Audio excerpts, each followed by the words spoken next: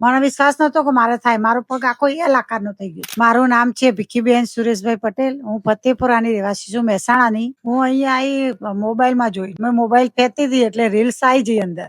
એટલે મેં જોયું કે મને લાગ્યું કે એમ કે નાખ્યા વગર કંઈક કરતું હોય તો અલગ જ કહેવાય ને. આમ તો મેં મહેસાણામાં ઓછામાં ઓછા 10 થી 15 ડોક્ટર બતાવ્યું હશે અને મને બધાને નાખવાનું જ કીધેલું કે ઢાંકણી નાખ્યા વગર તો થવાનું જ નથી. પણ પછી મેં વિચાર કર્યો કે આમાં મને ખબર કાઢવા દે. તો એક દિવસ હું અહીંયા ફોન કર્યો એટલે પછી એ લોકોએ મને કીધું કે આ રીતનું થાય, આમ થાય. પછી એમને એવું કીધું કે હું ત્યાં મળવા આવી શકું, એટલે મળવા આવી. પછી મેં જોયું, એમને મળી સાહેબને બધાના.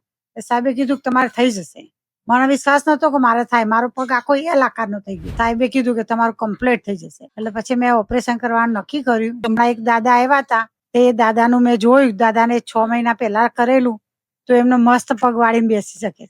તો એમને બીજું પણ કરાવી દીધું. એટલે મને હવે એવું લાગ્યું કે કરાવવાનું સારું છે. એમ કે પેલું નાખીએ તો ના નીચે બેસી શકીએ કે ના કઈ કામ કરી શકીએ, અને આ તો નીચે બેસી શકીએ, વજ્રાસન કરી શકીએ, બધું જ કરી શકીએ એમ. અને બધો સ્ટાફે સારો છે. અહીંયા સ્ટાફ સરસ છે. સાહેબોનો બધો સ્વભાવ મસ્ત છે. બધું જ સારું છે. અને મારે કાલે રજા આપવાની છે. અત્યારે મારે 4 દિવસ થયા. સારું છે.